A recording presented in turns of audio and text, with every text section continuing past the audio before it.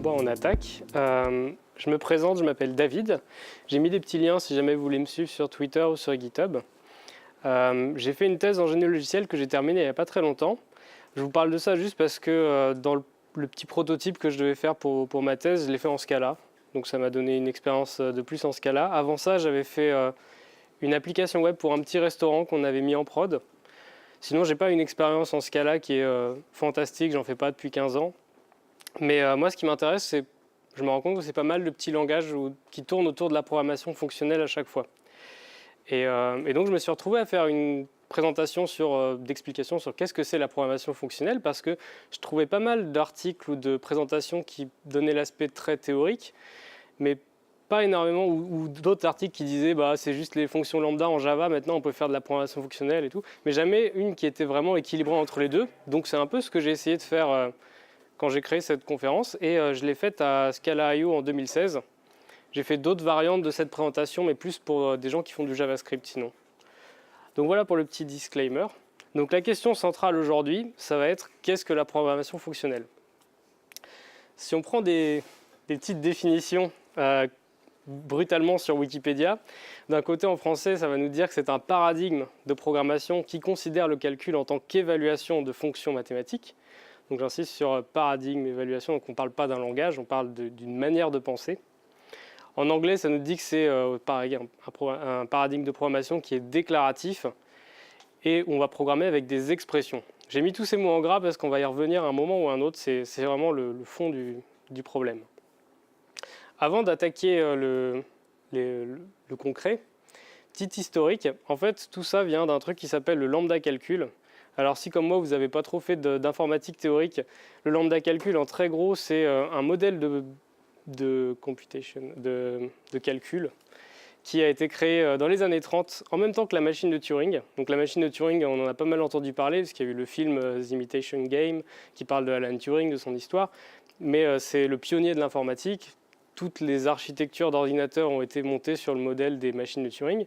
Mais il y avait aussi le lambda calcul qui en fait a été prouvé quelques années plus tard comme étant équivalent. Donc c'est deux manières de représenter la même chose.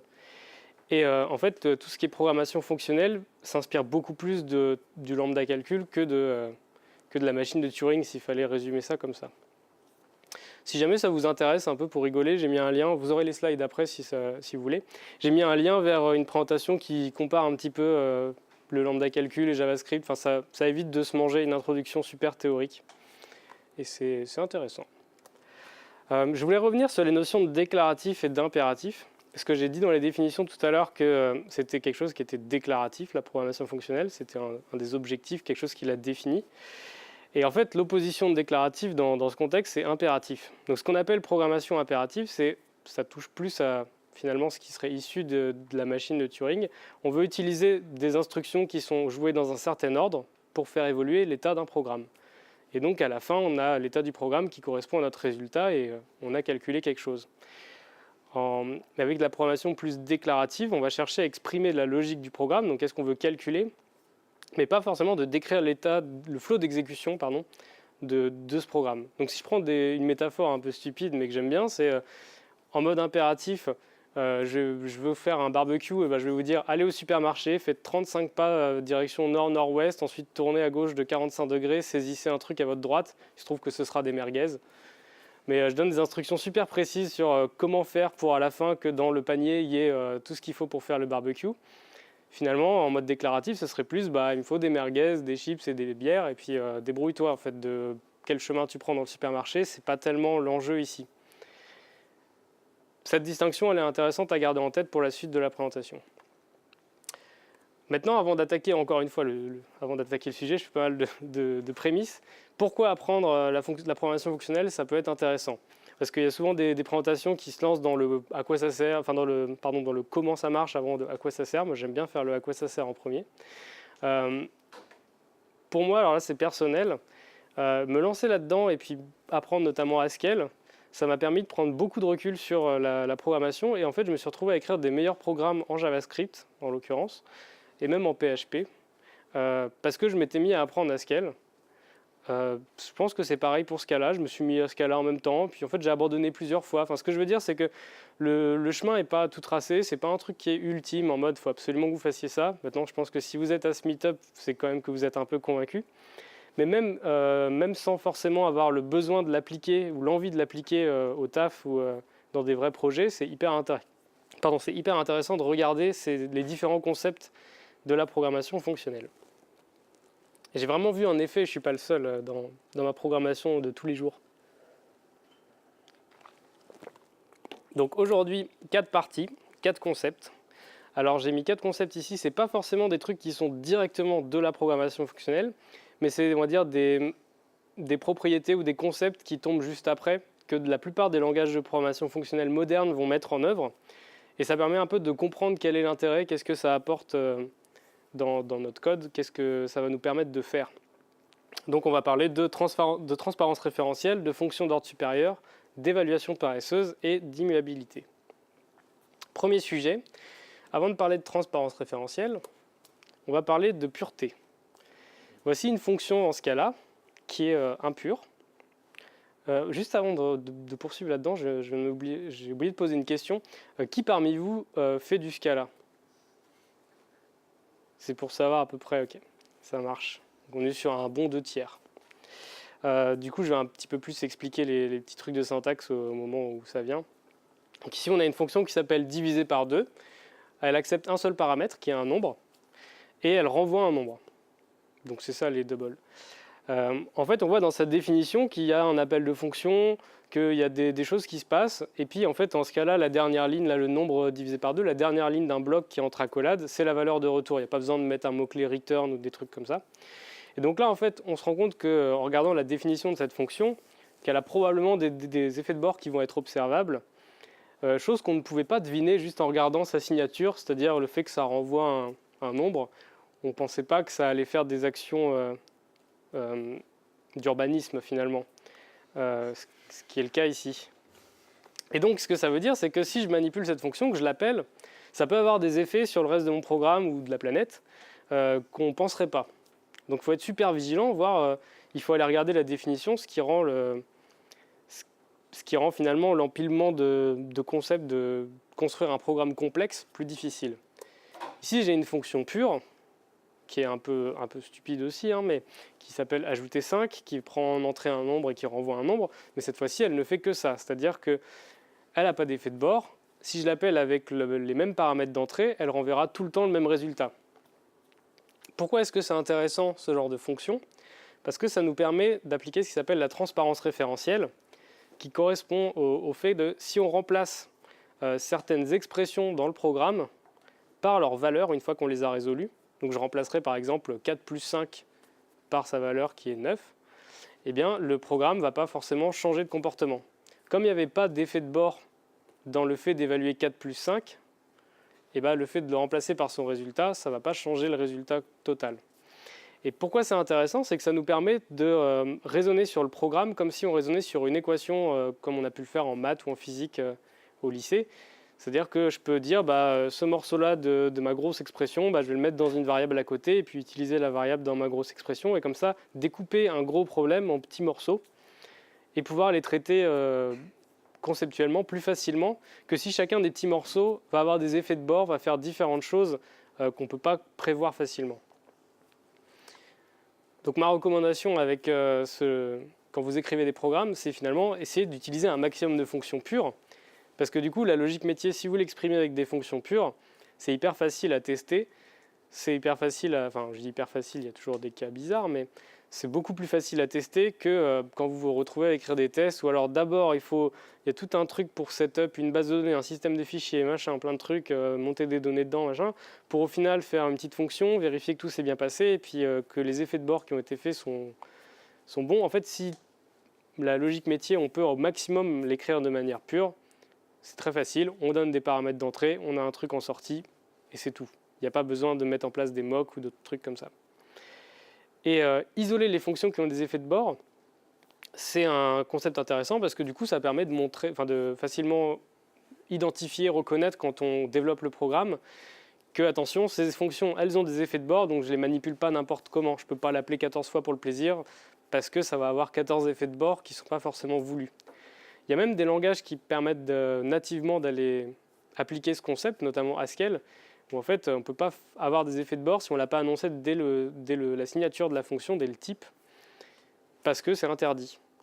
Il me semble qu'avec certaines librairies Scala, on peut un peu avoir un comportement identique. Je pense à Cats Effect ou les trucs comme ça, si je ne dis pas de bêtises, mais là vous savez probablement mieux que moi. Si quelqu'un a des infos là-dessus, ça m'intéresse. Et je pense qu'on peut faire un peu la même chose, c'est-à-dire finalement se retrouver à dire attention, c'est écrit dans le type qu'il y aura des effets de bord, donc on ne va pas commencer à faire n'importe quoi avec cette fonction. Ça, c'était pour la partie transparence référentielle. Donc vous voyez, normalement, c'est pas trop méchant, pas trop théorique. On va essayer de faire les autres concepts avec le même niveau de profondeur. Et si vous avez des questions, on en reparle à la fin. Deuxième concept, les fonctions d'ordre supérieur.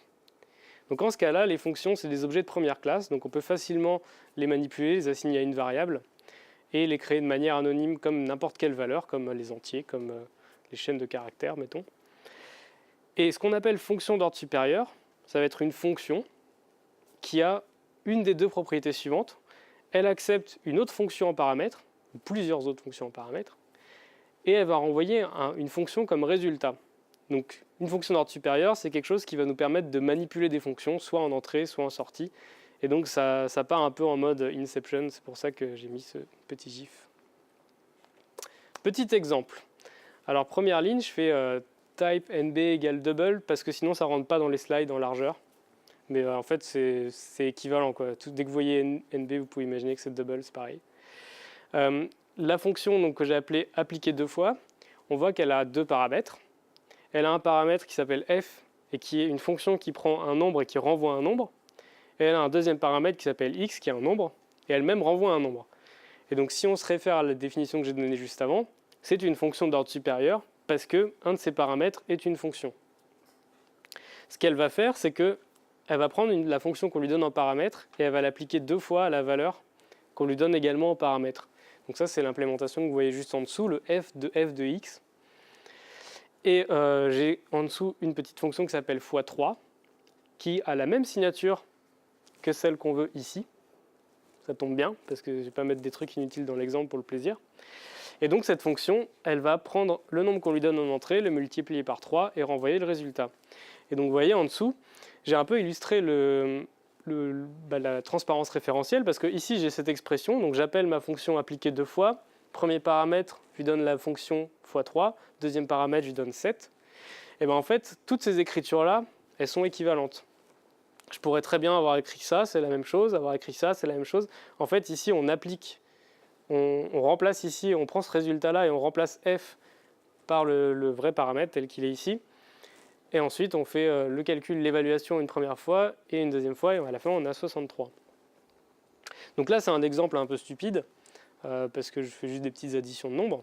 À quoi ça sert tout ça?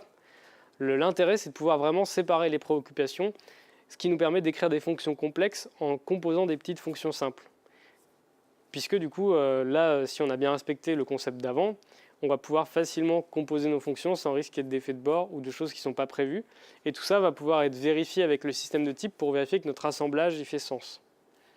Donc pour illustrer tout ça, on va faire un exemple concret avec des poneys. Ma situation est la suivante. Je définis une case class qui s'appelle poney. Donc une case class, c'est une structure de données. Je vais définir que ma structure de données elle a un attribut qui s'appelle nom, qui est une chaîne de caractères, une couleur qui est une chaîne de caractères, et la capacité que le poney a de voler.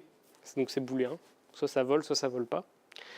Pareil ici, pour gagner de la place sur les slides, j'ai fait un petit alias de type où je dis quand c'est LP, c'est comme si on disait c'est une liste de poneys. Et en dessous, j'ai des petites données d'exemple où je dis, voilà, une liste de poneys avec 3 poneys différents qui ont des valeurs différentes. L'objectif de cette situation, pour l'instant, c'est que je voudrais transformer ma liste de poneys en chaîne de caractères qui indique le nom du poney et entre parenthèses sa couleur à la suite. C'est un exemple un peu stupide, mais finalement, c'est un truc qu'on se retrouve des fois à faire quand on code des applications web, en ce cas-là, ou dans d'autres langages, on a des données qui viennent de la base de données qui sont bien structurées, puis on veut les projeter pour à la fin avoir une chaîne de caractères ou du HTML ou je ne sais pas quoi, qui du coup va être composée avec ces données. Donc en fait, moi je vais créer une fonction qui s'appelle voir poney, qui prend en entrée ma liste de poneys et qui en sortie va me donner une liste de chaînes de caractères. Donc chaque poney sera transformé en chaîne de caractères avec ce format-là. Donc appliqué à mes poneys que je vous ai montré juste avant, ça me donne ce résultat. Ça, c'est l'objectif. Maintenant, comment coder ça? Si on utilise une solution impérative, donc c'est un peu les trucs, on va dire, classiques qu'on apprend souvent à l'école, j'ai fait un truc un peu brutal ici, mais c'est pour illustrer mon point. Déjà, je convertis, parce que en fait, je joue un peu contre le langage aussi en faisant ça, mais c'était pour vous montrer. Je suis obligé de convertir ma liste en liste qui est muable. Ça veut dire que l'API de cette liste me permet de modifier des cases sans avoir besoin de générer une nouvelle liste. Mais en gros, ça correspondrait aux listes que vous avez par exemple en JavaScript. Vous pouvez remplacer un élément d'une liste en JavaScript, ça marche comme ça. En PHP aussi, dans pas mal de langages, en fait, on peut. Enfin, l'API permet de le faire sans avoir à générer un nouvel objet. Et donc, en fait, je vais prendre un compteur et je vais boucler. Comme ça, pour chaque élément de ma liste, je vais exécuter le code qui est là une fois. Et ce code qui est là, il va mettre à jour la case correspondante dans ma liste, donc la IM case, et il va générer la chaîne de caractères. Donc c'est à partir d'ici où je vais prendre le nom du poney, je vais le concaténer à une petite chaîne de caractères avec l'espace, l'ouverture de parenthèses, etc., la couleur, tout ça pour me formater la chaîne de caractères comme je le souhaite. Donc je fais ça autant de fois qu'il y a de poneys, et je renvoie le résultat que je reconvertis en liste immuable. Le problème de ce genre d'approche, même si là c'est un petit peu, comme je vous l'ai dit, un peu bancal, parce qu'on ne ferait pas vraiment ça dans ce cas-là, je pense, sauf dans certains cas très très très précis, c'est qu'en fait on mélange deux comportements différents. On va à la fois lui indiquer dans cette fonction la logique qui permet de parcourir le tableau, donc de parcourir la structure de données et de faire évoluer certaines de ces cases, toutes en l'occurrence. Et on lui explique également comment transformer les données, c'est-à-dire transformer une instance de poney en chaîne de caractères. En Scala, dans l'API des collections, vous n'êtes pas sans le savoir si vous faites du Scala, il y a un truc qui s'appelle map et qui sert en fait exactement à ça. Donc là, j'ai repris une nouvelle implémentation de la même fonction. Donc là, c'est la même ligne, c'est la même signature. À l'intérieur, je commence déjà par définir une fonction de transformation qui va faire le taf pour un seul élément de la liste ou de la structure de données. Donc ici, c'est une fonction qui prend un poney en paramètre, qui renvoie une chaîne et qui va me faire exactement la même chose qu'on avait avant. Si je remonte juste avant, c'est exactement ce que vous avez à partir d'ici. Et donc là, j'ai expliqué comment transformer une case selon ce que je voulais faire. Et comme poney est une liste, je peux appeler la fonction map dessus en lui passant ma fonction de transformation. Et comme ça, automatiquement, map va s'occuper de gérer le parcours du tableau et va appliquer ma fonction de transformation à chaque fois. Du coup, map est une fonction d'ordre supérieur parce que je lui donne en paramètre une fonction. Et ça illustre un petit peu ce qu'on est capable de faire avec ce genre de fonction d'ordre supérieur. Si je vais un petit peu plus loin pour rire, je peux aller un peu plus loin sur la syntaxe et puis plutôt que de définir à l'intérieur une fonction de transformation où j'ai bien fait apparaître tous les types, on peut être beaucoup plus direct en appelant map et en lui donnant une fonction lambda, donc une fonction anonyme, qui prend un poney en paramètre et puis qui va utiliser l'interpolation des chaînes de caractères en Scala pour plus facilement écrire que je veux le truc dans tel format. Bon, ça c'est pour rigoler, c'est le même truc, c'est pour alléger l'écriture et rendre le tout plus lisible. On a aussi une autre méthode qui s'appelle filter, qui prend toujours en paramètre un élément de la collection et qui doit renvoyer un booléen. Si ce booléen est vrai, on va garder l'élément dans la liste, et s'il est faux, on va le virer de la liste. Donc là, en l'occurrence, je dis si jamais mon poney il peut voler, je le garde dans ma liste, sinon je le vire de la liste. Donc à la fin, j'obtiendrai que la liste des poneys qui savent voler. Donc je suis parti de ma liste initiale et j'ai supprimé des éléments. Après, j'ai renvoyé une liste finale qui a des éléments qui sont supprimés, mais chacun des éléments qui est resté n'a pas changé.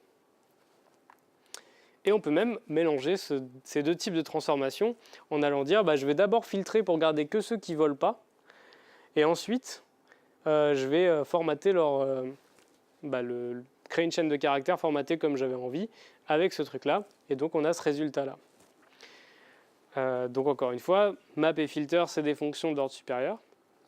Si on monte un cran plus loin, il y a une autre fonction qui est disponible dans pas mal d'API en Scala, dans pas mal d'API, dans pas mal de langages, qui ici s'appelle fold left.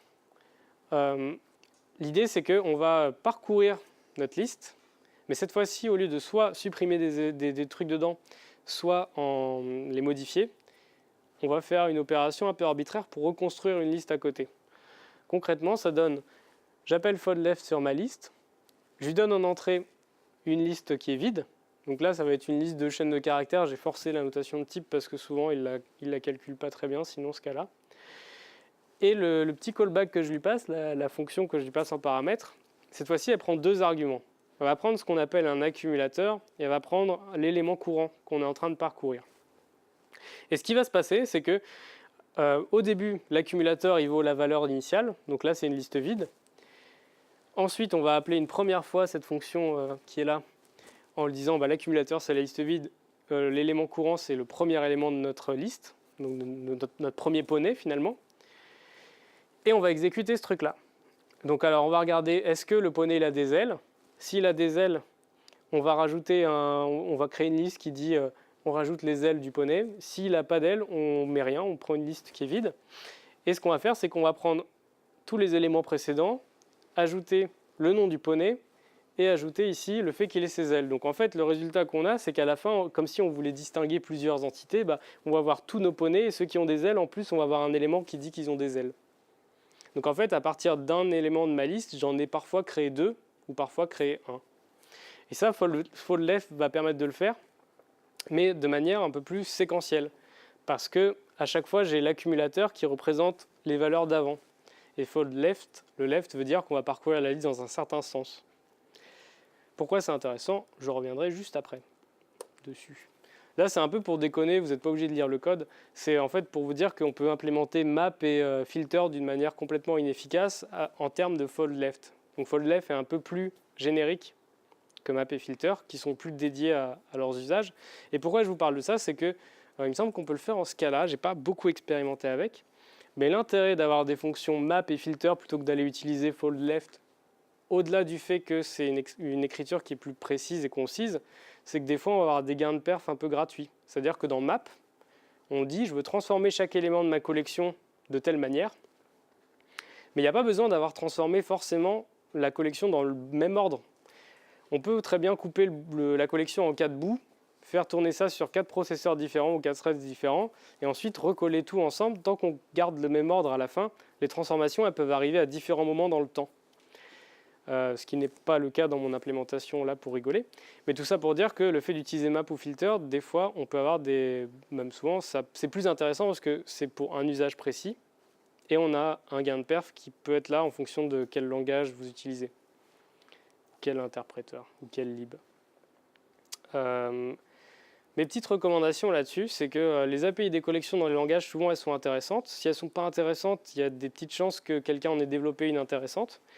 Et dès que vous pouvez, surtout quand vous faites de la logique métier et que vous n'êtes pas en train de faire un truc qui est bas niveau, c'est utiliser toutes ces fonctions qui sont un petit peu les fonctions d'ordre supérieur et les fonctions un peu haut niveau, parce que vous allez faire un code qui est beaucoup plus lisible et qui est des fois plus performant. On reviendra dessus juste après avec l'évaluation paresseuse. Et donc, petite anti-sèche, si vous voulez appliquer une transformation sur chacune des cases d'une liste ou d'une autre collection, parce que ça marche aussi avec les arbres, ça peut marcher avec les sets, avec les piles, vous pouvez utiliser map. Ça vous permet de transformer chacun des éléments sans toucher aux autres. Chacun dans son coin fait la transformation. Si vous voulez supprimer certains éléments de la liste, mais garder l'ordre et le contenu des autres, filter est pas mal. Et si vous voulez le parcourir pour construire une autre structure de données, vous pouvez utiliser fold ou reduce. Si je voulais à partir d'une liste créer un arbre, fold ça marche bien. Alors j'ai mis fold/reduce parce que ça dépend des langages, ça dépend des API, mais souvent on retrouve des trucs un peu similaires sous ce nom-là. Donc c'est tout pour la deuxième partie, fonction d'ordre supérieur. Vous allez voir, l'ordre des parties n'est pas anodin, parce qu'en fait à chaque fois on va un peu plus loin en utilisant le concept d'avant. Et là, on va parler d'évaluation paresseuse. Là, normalement, ça doit vous parler, parce qu'on est connu pour être paresseux, les développeurs. Avant de parler d'évaluation paresseuse, il faut parler de stratégie d'évaluation. La stratégie d'évaluation, ça sert à déterminer deux trucs. Quand on appelle une fonction, à quel moment on va évaluer les différents arguments de cet appel? Ça, c'est le premier truc. Et le deuxième truc, c'est quel type de valeur va vraiment recevoir notre fonction. Est-ce que ce sera une référence? Est-ce que ce sera une copie? Ce genre de question est posé à ce moment-là. Donc concrètement, avec un exemple, bah, je vais appeler une fonction, je vais lui passer une autre fonction en paramètre qui elle-même a une valeur qui est passée. La question, c'est ma fonction lower de whatever, à quel moment je vais l'évaluer? Est-ce que je l'évalue avant d'évaluer ma fonction ou pendant? On va voir maintenant des différents exemples de stratégies d'évaluation qui existent dans le monde. Le plus commun, finalement, courant dans les langages qui sont les plus enseignés, c'est l'évaluation stricte. L'idée, c'est que dès que finalement l'expression peut être liée à une variable, on va essayer de l'évaluer. Donc dans mon exemple précédent, avant de rentrer dans le corps de ma fonction, on aurait déjà évalué la valeur qu'il y a là pour la réduire le plus possible. Et le type de valeur va dépendre, il y a plusieurs trucs qui existent. Le call by value, l'idée c'est qu'on va lui passer une vraie valeur. C'est souvent ce qui se passe avec les types primitifs dans les langages, où ça correspondrait à faire une copie. Le call by référence, ça revient à passer une référence. C'est souvent ce qui se passe des fois avec les objets. Et c'est un peu ça, le call by sharing, c'est un petit mélange à la JavaScript. Mais je pense que c'est possible que ce soit un peu la même en ce cas-là, j'ai un doute. Mais en gros, ça revient à dire, bah, pour les primitives, on passe une copie. Pour les objets et les non primitives, on passe une référence. Ça, c'est tout ce qui est évaluation stricte. Évaluation non stricte, c'est une autre catégorie de stratégie d'évaluation où on peut voir deux trucs principaux. Le call by name, là, ça revient à dire, quand on va appeler notre fonction, on va prendre, avant même de résoudre les différents arguments et ses valeurs, on va les copier-coller à la place dans le corps de la définition de la fonction. Et ensuite, ils seront évalués s'il y a besoin. Concrètement, si ma fonction ici, le truc que j'ai appelé ma fonction, si son implémentation c'est juste return quelque chose, return false ou une littérale, et que finalement le paramètre qu'on lui passe n'est pas utilisé, avec de l'évaluation stricte ou du call by value par exemple, on va d'abord le calculer, ensuite on exécutera ma fonction et donc il ne servira à rien. Avec de l'évaluation paresseuse, du call by name, on va le prendre et le coller à chaque fois qu'il y a une occurrence du paramètre dans le corps de la fonction, c'est-à-dire dans mon exemple 0 fois, donc il ne sera même pas évalué. Et la petite variante, c'est le call by need. C'est un petit peu la même chose, sauf qu'on fait ce qui s'appelle la mémoisation, où on va garder un peu en cache ce genre le résultat. C'est-à-dire qu'une fois qu'on l'a évalué, s'il y a besoin de le faire 14 fois, si le paramètre était utilisé 14 fois dans le corps de la fonction, on ne va pas l'évaluer 14 fois le truc. On va l'évaluer une seule fois et coller le résultat une fois pour toutes à chaque fois. Et ensuite évaluer ma fonction. Donc là, vous voyez, ce truc-là, c'est hyper dangereux s'il y a moyen de faire des effets de bord, parce que potentiellement, vous ferez les effets de bord qu'une seule fois au lieu de 14 fois, si c'était voulu, ou l'inverse, on ne maîtrise plus. Ça marche bien quand il n'y a pas d'effet de bord. Et donc, pour résumer, l'évaluation paresseuse, c'est cette deuxième catégorie, c'est le non strict. C'est on va évaluer un bout de code uniquement quand on a besoin de ce résultat-là. Donc au lieu de faire un peu du push où on va évaluer des trucs et ensuite s'en servir, bah là on va dire j'ai besoin de cette valeur-là, donc on va l'évaluer à ce moment-là. C'est un petit peu, on fait tout au dernier moment. À quoi ça sert? Ça va nous permettre d'éviter des calculs inutiles dans certains cas. Après, en termes de maintenabilité, ça va aussi nous permettre d'exprimer les choses souvent de manière plus simple, sans avoir besoin de les complexifier par de l'optimisation, parce que l'optimisation elle va être un petit peu gratuite. On viendra dessus un peu plus tard. J'ai mis une petite slide, une petite coupure, on va dire. Là, c'est ce qui existe en ce cas-là pour les variables, notamment pour déclarer des variables. Je peux utiliser le mot-clé val. Alors là, dans la valeur, à chaque fois, j'ai mis un petit bloc pour dire je fais un effet de bord qui imprime à l'écran A, et ensuite je renvoie 1 plus 1. L'idée, c'est que là, je ne vous ai pas mis le programme complet, mais si dans mon programme, ensuite, j'appelle plein de fois A, et ensuite j'appelle plein de fois B, et ensuite j'appelle plein de fois C, on peut voir ce qui se passe. En fait, le truc avec A, c'est que dès que je charge mon programme, A va être évalué. Dès qu'on arrive à cette ligne-là dans le programme, on va chercher à calculer cette valeur, et du coup, on va voir print A qui s'affiche une fois. Et ça va être stocké, ça va plus bouger. Le lazyval, il va être évalué au premier appel, donc la première fois que j'ai besoin de faire quelque chose avec B, c'est à ce moment-là qu'on va voir le print ln de B qui va donner un résultat dans la console. Et le def, qui du coup là a une déclaration de fonction, donc en fait c'est à chaque fois, ça va recalculer la même chose. Si on prend un exemple pour illustrer un peu tout ce qui est évaluation paresseuse, à quoi ça sert, dans quel cas ça peut nous aider, j'en ai fait un qui est complètement fictif. On part d'une liste de 0 à 4. Donc 0, 1, 2, 3, 4, c'est des entiers. Et on va à chaque fois vouloir faire des opérations sur cette liste. Alors dans les opérations, j'ai une première qui est ici qui sert à dire on va ajouter 1 à la liste, à l'élément de la liste. Donc ça va faire l'élément de la liste plus 1, c'est ce que vous voyez là. Et les trucs qui sont au-dessus nous servent un peu à comprendre ce qui va se passer, quand est-ce que ça va être exécuté. C'est un peu une sorte de profiling vite fait. Je fais un println de l'opération qu'on va faire. Donc si par exemple on est sur 0, ça écrira 0 plus 1 avant de le faire. Et puis là, je mets un truc un peu arbitraire, parce que ça arrive souvent dans les algorithmes que si vous avez une grosse structure de données en entrée, bah, ça va avoir une complexité, je sais pas moi, quadratique, et du coup, ça va être genre vachement plus long si votre liste elle est très grosse par rapport à si votre liste elle est juste moyenne. Donc c'est un petit peu comme si ici, j'affiche un truc traitement long si la valeur dans ma liste elle est plus grande que 2. C'est un peu arbitraire, mais c'est pour voir ce qui se passe. Et là, j'ai une deuxième fonction qui va prendre un nombre en entier et va déterminer est-ce qu'il est plus petit que 3. Ça, c'est pour filtrer, je veux un peu élaguer dans ma liste. Ce que je vais faire, donc là, c'est en version stricte. Je prends ma liste, j'appelle map plus 1 dessus, donc je vais vouloir faire plus 1 sur chacun des éléments de la liste. Et ensuite, je vais filtrer en gardant que ceux qui sont petits, donc plus petits que 3. Et ensuite, avec take, je vais dire, bah, en fait, moi, ce qui m'intéressait, c'était les deux premiers résultats. Si là, ma liste, elle fait 150 cases, et puis qu'en fait, après le filtrage, il m'en reste 50, je m'en fous, moi, je veux quand même que les deux premiers. Et donc, on voit là dans le rapport d'exécution, un peu dans la console, ce qui s'affiche, c'est qu'on fait nos opérations. On fait d'abord tout le map sur toute la liste. Donc là, on parcourt toute la liste une première fois. Donc on se tape potentiellement des traitements longs si nos éléments sont gros. Ensuite, on fait le filter sur toute la liste.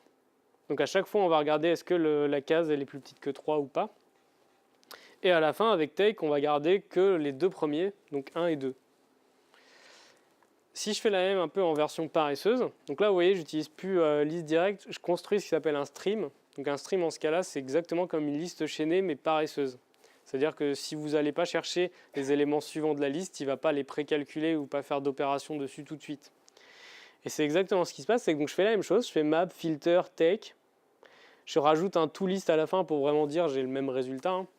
Mais en fait, le fait d'être passé par cette structure stream, donc que ces opérations-là, elles se fassent sur le stream et pas sur la liste, leur implémentation fait que ça va être fait différemment. On va, en fait, au lieu de faire d'abord tout le map, tout le filter et de parcourir la liste deux fois, on va faire d'abord, premier élément, on le transforme, on regarde est-ce qu'il est plus petit que 3, on regarde est-ce qu'on en a déjà pris 2, ce n'est pas le cas pour le premier, donc on le met de côté, puis on recommence. Et donc vous voyez, l'exécution, on va d'abord faire le map sur la première case, la comparaison sur le filter, sur le map sur la deuxième case, la comparaison sur le filter, et en fait, il n'y a pas besoin de faire d'autres choses, puisqu'on sait d'entrée de jeu qu'on veut que 2 résultats, donc une fois qu'on en a 2, bah, c'est terminé. J'ai honteusement pompé un petit gif animé que je trouve vachement cool, qui était dans la doc de Lodash en JavaScript, qui illustre un peu ça avec un exemple un peu différent, où bah là, en fait, d'abord, on va calculer un filter sur toute la liste, et ensuite, on fait un take pour récupérer que les 3 premiers éléments, et donc en fait, il y a un peu de calcul superflu. Là, dans la version paresseuse, bah, on fait tout d'un coup, élément par élément, tout le pipeline est traversé, et du coup, bah, en fait, il y a plein d'éléments ici qui restent, parce qu'on n'a même pas besoin d'aller regarder ce qu'il y a dedans. Et donc l'évaluation paresseuse, ce qui est intéressant là-dedans, c'est que ça nous permet de séparer la définition, donc qu'est-ce que le calcul va faire, de son exécution, quand est-ce qu'il va se produire. Il y a un article intéressant que j'ai mis en référence à la fin qui s'appelle Why Functional Programming Matters, qui en gros dit la programmation fonctionnelle, c'est super intéressant parce que comme on a des fonctions d'ordre supérieur, on peut composer des programmes à partir de petits programmes. Donc c'est un petit peu, on joue au Lego, on crée des grosses structures à partir de petits modules, de petits composants. Et l'évaluation paresseuse, ça nous permet en fait de jouer au Lego et de tout coller ça ensemble pour faire un gros programme sans qu'on le paye en termes de perf. Parce que dans plein de cas, ça va bien se passer, ça va entre guillemets s'optimiser tout seul. La réalité, elle n'est pas forcément exactement comme ça. Dans pas mal de cas, on va avoir des performances qui sont meilleures, mais il faut savoir que ça introduit un overhead. En fonction du langage, de la techno, on peut aussi se tirer une balle dans le pied. Mais quand ça marche bien, ce qui est super cool, c'est que l'écriture, elle est simple. Souvent, on n'a pas complexifié le code qu'on a écrit. Il reste assez lisible. On n'a pas commencé à faire une énorme fonction for, je ne sais pas, qui parcourt une structure de données et puis qui, dedans, va faire des millions de calculs.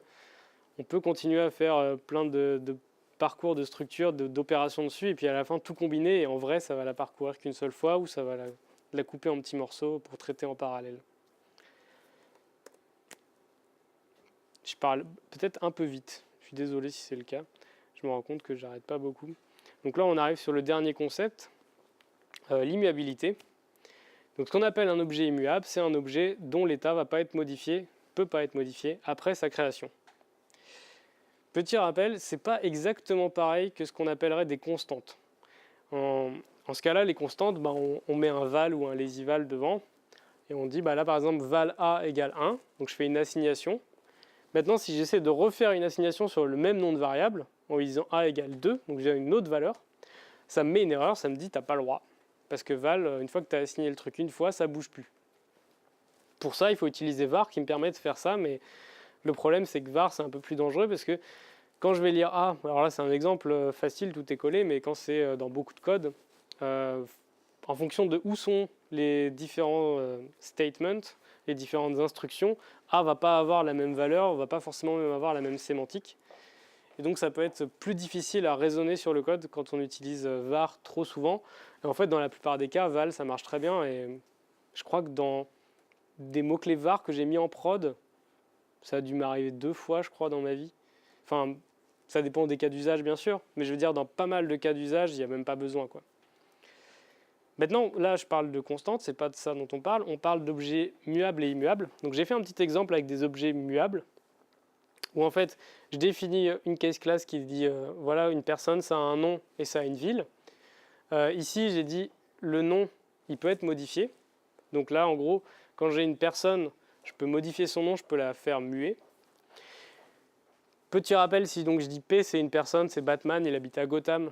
Quand je l'affiche, donc j'ai bien la même chose. Par contre, si je fais P égale et que je mets un autre personnage, j'ai pas le droit parce que P, c'est une constante. Par contre, j'ai le droit d'aller dire P.nom égale et de mettre une nouvelle valeur, mais que à la propriété nom, parce que j'ai dit que c'était var. Et du coup, là, ça marche. Et en fait, quand je réaffiche P à ce moment-là, on voit que ça a pris en compte mon changement. Et on sent que c'est une connerie, parce que personne ne veut effacer Batman du programme. Et donc, pour ça, on a les objets immuables. Donc là, c'est la même définition, sauf qu'il n'y a plus le mot-clé var. Donc là, en ce cas-là, quand on fait une case class, ça correspondra à dire il y a val devant, c'est pareil. Et donc, je fais la même chose. J'ai ma valeur cette fois-ci qui s'appelle P1. Et sauf que je peux utiliser une API, parce que Scala a été conçu pour ça, pour pouvoir faire de l'immuabilité plus facilement. Sur tous mes case class, je peux appeler la méthode copy en lui donnant des paramètres nommés qui vont aller non pas remplacer certains attributs de la classe, de l'objet, mais en fait me créer un autre objet avec des attributs qui sont modifiés de la manière dont je le souhaite ici. Donc j'ai un autre truc P2 qui correspond à Robin, mais mon P1 n'a pas changé en fait. Et ça c'est super cool, parce que ça nous permet d'améliorer notre maintenabilité, notre lisibilité. Quand je vois P1, je sais que c'est Batman, enfin, ça ne va pas changer dans la fonction, ça ne va pas changer comme ça. C'est des petites choses, hein, ça paraît un peu stupide, mais il y a moyen vraiment de se planter fort là-dessus. Surtout que si on commence à jouer avec de la concurrence, ça peut vite être le souk, parce que tout ça va être modifié dans des threads différents et on perd un peu le fil. À chaque fois que j'explique ça comme ça à l'oral, les gens ils me font ouais mais ça pète les perfs parce qu'on doit copier ton objet 14 fois, à chaque fois que tu le modifies, on fait une nouvelle copie et tout. Encore une fois, c'est un peu comme l'évaluation paresseuse, ça dépend du langage, de la techno dessous. Il peut y avoir un peu ce phénomène qui se produit, donc si vous prenez, alors c'est un peu dur à lire mais j'ai pas trouvé de schéma tellement mieux. Imaginez donc vous prenez que ce qui est en noir, donc au début j'ai un arbre qui s'appelle XS, qui pointe vers un nœud, qui a des sous-nœuds, etc. Donc j'ai tout mon arbre en noir ici. Et je vais dire, en fait, moi je veux faire un nouvel arbre, sauf que je rajoute un truc après ce nœud-là. Je vais rajouter un nouveau nœud qui s'appelle E. Je pourrais faire muer l'arbre, donc le transformer. Mais comme je vous ai dit, c'est pas forcément super cool d'avoir des objets muables. En fait, quand je vais définir ma nouvelle structure, elle va s'appeler YS, j'ai besoin de redéfinir ce nœud. Mais en fait, une partie de son enfant n'a pas besoin d'être redéfinie, parce que tout ça, on n'y touche pas. Donc en fait, c'est juste une référence vers l'ancien truc. Et je vais avoir besoin de redéfinir G, parce que G, il y a un de ses enfants qui va changer, c'est F, à qui je vais rajouter le nouveau nœud. H n'a pas besoin de changer, puisque je n'ai pas touché. Et donc en fait, comme ça, on va emprunter des bouts de la structure d'avant. Ça, c'est un peu des optimes qui, dans l'idéal, sont faits au niveau du langage, ou du compilateur, ou même du runtime. L'idée, c'est qu'après, si YS est toujours dans le scope et a toujours besoin d'être accessible, on garde tout ce qui est bleu et tous les enfants de ce qui est bleu. Mais si XS disparaît en fait du scope et qu'il va être garbage collecté, on a besoin de supprimer que les trucs qui ne sont pas directement dépendants de ça. Donc en fait, ça évite de faire une copie complète de l'objet. Ma recommandation avec ça, c'est du coup, je vous l'ai dit, éviter d'utiliser var parce que dans la plupart des cas, avec val, lazyval, def, vous avez moyen de vous amuser pas mal, voire même d'optimiser les perfs pour éviter d'appeler 14 fois le même truc ou au contraire de l'appeler 14 fois parce que c'est une fonctionnalité. Quand je dis appeler, c'est faire des évaluations. Et ça, c'est un point assez important aussi, c'est qu'il y a des API qui sont immuables en Scala. Par défaut, list, c'est le cas. Pas mal de structures de données par défaut, si vous ne précisez pas, c'est immuable. Et donc, c'est super cool parce qu'à chaque fois, ça vous renvoie à un nouveau truc. Dans certains cas, vous avez besoin des API immuables pour des raisons de perf ou d'optimisation. Là, dans ce cas-là, c'est cool, allez-y, il y en a. Mais en fait, dans la plupart des cas, il n'y en a pas besoin et ça rend votre code plus compliqué à comprendre. Donc, en fait, utilisez les API immuables si vous pouvez. Et quand vous en créez, pensez aussi que ça peut être immuable. Parce que je pense que c'est un peu relou quand on est dans ce mode de pensée d'aller manipuler des objets Scala qui sont en fait comme codés en Java, entre guillemets, c'est-à-dire que ça marche en Scala, mais c'est des objets qui sont muables dans tous les sens et je dois faire 14 effets de bord pour à la fin configurer un foutu objet qui est juste une structure de données qui rassemble 4 champs. Ça, c'est un petit peu frustrant. Tous les concepts de PO, finalement, de constructeur, de setter, getter, finalement, ce qui est cool avec Scala, c'est que si on utilise des case classes, on peut réfléchir en termes de record, un peu comme on le fait des fois en JavaScript, c'est-à-dire que mes objets, c'est comme des espèces de maps, sauf que là, en ce cas-là, comme vous avez le système de type, c'est comme si vous aviez des maps, pas la fonction, la structure de données, donc des trucs clés-valeurs, mais avec les clés qui sont fixées d'avance, et le compilateur peut vous aider à pas faire d'erreur là-dessus, à pas accéder à des trucs qui n'existent pas. Donc c'est fini pour le petit tour d'aperçu. Vous avez été super silencieux, donc soit j'étais chiant, soit je vous ai noyé, soit c'était cool et vous avez bu mes paroles. Je vous laisse m'expliquer lequel des trois c'était après à la pause. Parce que je ne vous laisse pas comme ça dans la nature, là l'idée c'est de vous donner un peu faim parce que c'est intéressant tous ces concepts, surtout pour ceux qui n'ont pas trop fait de Scala. Donc encore une fois, je vous rappelle, il y a un vrai intérêt, même si vous ne faites pas de Scala à terme, d'aller un peu regarder ça. Je vous ai mis plein de ressources un peu différentes, on va dire, je vais les commenter très rapidement. Le premier, c'est un bouquin sur Scala qui est un peu connu dans l'écosystème, qui focalise sur Scala, mais qui est vraiment cool parce que quand on a passé les petits chapitres au début sur la syntaxe, on peut vraiment voir des cas concrets qui nous disent comment on va construire une bibliothèque qui fait ce truc-là. Et puis ils y vont étape par étape en disant attendez, on peut faire mieux. Pouf, on fait mieux, on discute. Et... donc il y a un peu ce truc-là qui est intéressant. Ça, c'est le bouquin pour apprendre Haskell. Il est traduit en français, c'est pas mal. C'est gratuit, c'est en ligne. C'est pas forcément le meilleur en termes de ça vous explique comment faire du Haskell dans le monde véritable. Mais il y a des éléments théoriques très chouettes et ça reste accessible. Ça, c'est un petit papier académique. Si à un moment vous vous dites, tiens, j'ai envie de lire un papier académique, je ne l'ai jamais fait, allez voir ce truc-là. Vous n'êtes pas obligé de tout lire. Un papier académique, ça se lit en mode, vous lisez l'abstract. Si ça vous plaît, ça ne dure pas longtemps de lire un abstract, ça prend quelques minutes. Si ça vous plaît, vous lisez l'intro. Si ça vous plaît toujours, vous lisez la conclusion. Et si ça vous plaît toujours, vous pouvez aller regarder dans le corps de l'article. Et si vous ne comprenez pas tout dans le corps de l'article, il ne faut pas paniquer, c'est un peu normal. Genre celui-là, je crois que la partie 2 et 3 devient assez rapidement costaud si on n'a pas fait de stats. Mais ça n'empêche pas de comprendre le concept. Le mec qui a écrit l'article précédent, il a fait une petite interview, je vous ai mis un lien là. Ça, c'est super cool parce que c'est un petit article qui va réfléchir sur est-ce que le langage de programmation que vous utilisez, on peut raisonner facilement dessus. Et ça dit un peu ce que je vous ai dit là dans mes 4 sections. En prenant l'exemple cette fois-ci je crois que c'est F# ou C#. Je crois que ça compare un peu les deux. Mais vous voyez, moi, je n'ai pas fait de C# ni de F# et j'ai trouvé ça super intéressant parce que ça pose des questions et ça montre un exemple de comment ça marche dans ce langage ou pas. Je pense que c'est des questions intéressantes qu'on devrait tous se poser quand on veut faire un peu de qualité. Et là, c'est de la pub. Le dernier truc, c'est pas moi qui l'ai écrit, mais en fait, j'ai été relecteur officiel. C'est un peu sur un coup de tête, un hasard. J'ai été contacté pour relire ce bouquin. Et en fait, je le trouve super chouette parce que ça permet d'apprendre Haskell en genre pas beaucoup de pages. Genre, c'est pas sur les 1500 pages de certains ouvrages. Il coûte pas très cher, il est en français, il est assez pratique. Donc en vrai, si vous voulez vous y mettre, ça peut être un bon point de départ. Et je vous lâche là-dessus. Les slides sont sur GitHub si vous voulez y accéder. Si vous avez des questions là, qui vous viennent après, n'hésitez pas à me contacter sur Twitter. Et je vous remercie de votre attention.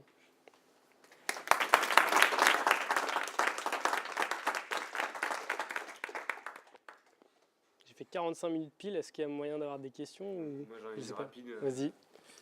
J'avais déjà vu ton talk au Scala.io il y a 3 ans. Je l'ai trouvé encore mieux, mais c'est peut-être parce que j'ai fait pas mal de Scala depuis, mais en tout cas top. Une question sur tes ressources. Tu disais la ressource Haskell que tu as conseillée sur la première page des ressources, c'est pas celle qui est la plus axée real world. Est-ce que tu en as une qui est axée justement à Haskell de prod, pour ceux qui connaissent un petit peu les concepts, mais qui va un peu droit au but, genre on te réexplique pas ce que c'est que mapfold et les evaluation, mais... Juste la partie Real World. Ouais. Bah, en fait, il y a un bouquin qui s'appelle Real World Haskell, mais je le trouve un peu outdated. Alors peut-être Julien aura un avis plus précis là-dessus. Non, tu l'as pas lu. Parce qu'en fait, je ne l'ai pas lu en entier. J'ai lu des petits chapitres à droite à gauche. Et à chaque fois que je me retrouve à tomber dessus, genre par exemple, il n'y a pas longtemps, j'ai dû faire du profiling en Haskell. Donc savoir pourquoi mon programme était aussi lent et comprendre mieux qu'est-ce qui était évalué quand. Bah, en fait, il te donne plein de conseils, genre faut utiliser telle option de compilateur, machin. Tu les utilises. Puis là, ça te met des warnings, genre en fait, c'est outdated. Et donc, le truc, je pense qu'il est plus forcément tout à jour. Mais après, il est dispo en ligne. Moi, j'en avais pas entendu que du bien non plus, donc c'est pour ça que je voulais l'éviter. Je ne l'ai pas lu en entier. Il y a plein de bouquins de Haskell sur lesquels je tombe où bah, tu dois te taper 15 chapitres que tu n'es pas obligé de relire, mais 15 chapitres qui vont te réexpliquer tous les concepts, etc. Bah, c'est un peu ça. Sur des notions comme ça et qui ne te donnent pas de vrais. Bah, c'est ça qui est décevant avec celui-là, est cool parce qu'il est gratuit. Il reste quand même de bonne qualité et il est assez pédagogique sur plein de trucs quand on est intéressé par ça d'un point de vue plus, on va dire, scolaire. Mais le Hello World, il arrive à la moitié du livre en fait. Donc c'est un peu compliqué quand on veut jouer en même temps avec. Et même s'il est très chouette, moi perso, je me suis lancé dedans, je me suis enlisé à la moitié, puis j'ai repris, genre 1 an plus tard, je l'ai fini. Puis j'avais toujours pas l'impression de vraiment savoir en faire en vrai. Enfin, c'est pour ça que j'aurais tendance à vendre quand tu débutes celui-là, mais pour ce que tu disais, j'en connais pas. Ok.